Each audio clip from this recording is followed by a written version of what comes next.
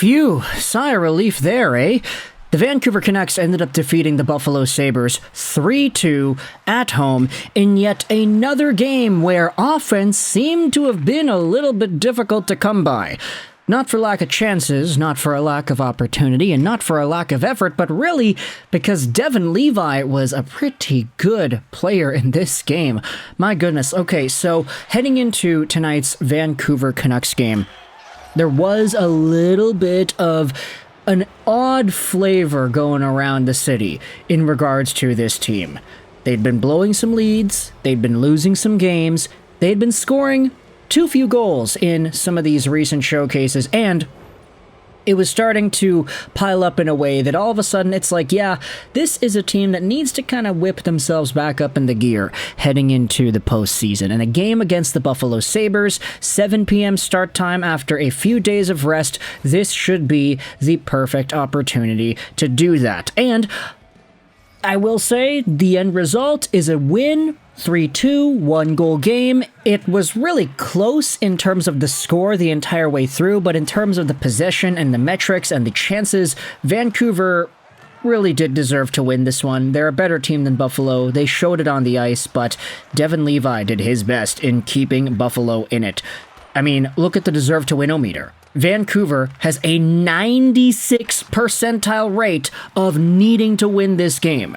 Buffalo's is at 4%. That just illustrates the amount of quality chances the Vancouver Canucks had in this game from the opening puck drop. But the only reason it wasn't closer is because Devon Levi was Devon Levi. Now, for Vancouver, they ended up with the win, but it could have been a lot tighter than that. It was 2-0 for a good chunk of this game, then it was 2-1, and then Elias Pettersson made it 3-1 on the empty net, and then Dahlin scored with 20 seconds to go to bring the game within one. The game-winning goal in this one happened to have been Elias Pettersson's empty net goal, which is always funny when it happens, but kind of alarming at the same time if you're on the receiving end of that. But either way, let's get into the game, because right after the opening faceoff, pretty much, you had Carson Soucy take himself a penalty. Not great. And admittedly, the Canucks and their discipline was not where it needed to be in this game. We'll get into more of that as the video goes on. But Carson Soucy started the game out in the box. The Canucks ended up killing this off. And the Canucks are eventually able to use this momentum to get on the board and make it 1-0. It's Conor Garland who scores off of a really strange play where the puck gets thrown on goal. It's stopped up by the base of the goal post and Devon Levi's right skate. But Conor Garland is right there. He comes in, starts whacking at it. The puck crosses the line, but so does Devon Levi's foot.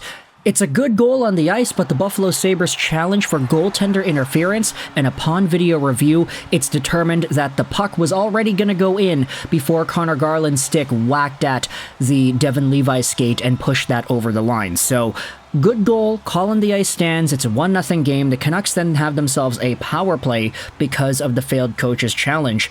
And look, on this power play opportunity, the Canucks were so good. They put Miller back on that left half wall, and he cooked. Oh boy, he's looking so good in that spot. And I think a lot of Canucks fans, they were even talking about this on the intermission segment. A lot of Canucks fans were clamoring about putting JT back on that left half wall, and we started to see why. Lots of cross creases, lots of good movement, lots of chances in front, lots of great saves made by Devon Levi, but the Canucks unfortunately cannot capitalize on this coach's challenge delay of game penalty, and the Sabres kill it off. The Sabres then go on the power play themselves as Nils Åman gets a penalty for hooking. The Canucks kill this off. We have ourselves a few more chances to end off the period, though. It's Höglander, Petey, and Garland with most of the standout opportunities. They're centering the pucks in front. They're chucking it on goal. It's looking good, but they can't beat Levi. And you also have yourselves a Piasutar chance off the post. This one also could have gone in, but unfortunately could not beat the iron. The Canucks controlled play very well for the rest of this first period, and with 7.8 seconds to go in the frame, you had yourselves Rasmus Dahlin going off for cross-checking. Second period gets underway, and the Canucks are still on the man advantage from that Dahlin penalty. And you have yourselves the old Sedin play that gets chalked up by Brock Besser. He hammers the puck off the end boards, and pouncing onto it on the opposite side of the rink is JT Miller. He gets a point-blank breakaway, and instead of controlling it, coming in and dangling, he just one-time bomb slap shots it on goal. Stopped by Devon Levi. The rest of the power play is then killed off by the Buffalo Sabres. At this point, the puck is just kind of going back and forth. Chances are being traded at either end. The Canucks are getting a few more opportunities, though, and with 8:38 to go, you have yourselves Nikita Zadorov going off for tripping Alex Tuch. But whilst on the power play, you have Ilya Mikheyev, who gets a breakaway shorthanded, and he draws an Owen Power holding penalty. So the Canucks get a little bit of a breather there. There is a man advantage given out to Vancouver afterwards, and on this, the Canucks are able to convert. Hughes goes over to Miller, the shot, the save, the rebound, and it's Elias Pettersson who puts it in on the backhand to make it 2-0. Conor Garland was also on this shift as well. Him and Pettersson had a 2-on-1. A few seconds earlier, where Conor Garland was a little bit too far forward and wasn't able to put the puck in. But either way, it's a 2-0 game at the end of the second period. Big standouts going over to Elias Pettersson with 2 points already. Quinn Hughes also with 2 points. And then you had Ilya Mikheyev, who actually looked really good in that second period. Start of the third period, though, and this is where the Canucks run into more penalty trouble, as it's Pia Sutar who goes off for tripping Tage Thompson. The Canucks kill it off. Great, but then again, you still do not like seeing as many power plays given to the opposition as the Canucks gave tonight. Jacob Bryson then goes over to the box. The Canucks have themselves their own power play, but the Sabres kill it off. At 11:25 to go, it's a 4-on-4 after Myers and another Sabre go off for coincidental minors, and whilst on the 4-on-4, it's Rasmus Dahlin who comes right through and beats Casey DeSmith on the backhand to make it a 1-goal game. He dangles around Elias Lindholm, then he dangles around Filip Hronek. Not a great look for the supposed $7.5 to $8 million caliber defenseman in Hronek. He just got absolutely walked by Dahlin. And it's a 2-1 game at this point. The Canucks start to pick up the pace a little bit. They get a few extra chances, but Devon Levi is making some really great saves at this point. And with 4:18 to go in the third period, it's Tage Thompson who dangles the Canucks defenseman and centers it for a prime cross crease. But the Sabres cannot get a puck on goal.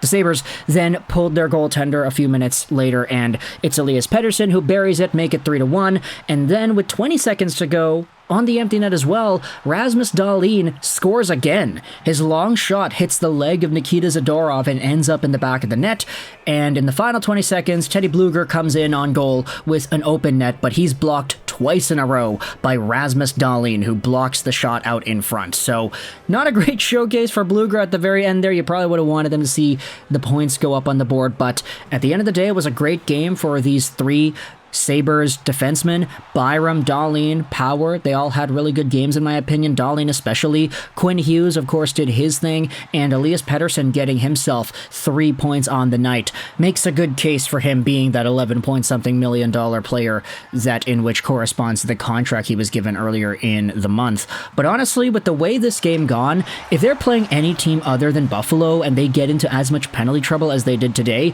it's probably not good news. Like, they were able to kill off a bunch of power plays in this one because it was Buffalo, but if it's any other team, you have to look out. You can't be going to the box so much for hooking and tripping and all this other stuff that the Canucks ended up doing today. It's just, hey, you know, they're slowly getting back up to form. They're still awaiting the return of Dakota Joshua. They still are waiting for Thatcher Demko to come back too. Casey DeSmith was pretty alright in this one, all things considered. Like, the goals that beat him were pretty much not his fault. Deflection out in front off of Zadorov, and then Dahlin just dangling by everybody and going on the backhand. Like, it's not really predictable to do that. So, big ups to Casey DeSmith for this game. Big ups, of course, to Elias Pettersson. Quinn Hughes looked great, and the power play looked awesome with Miller on that half wall once again. Let me know your thoughts in the comment section below about the Canucks beating the Buffalo Sabres 3-2 in Rogers Arena. I hope you enjoyed this. And bye.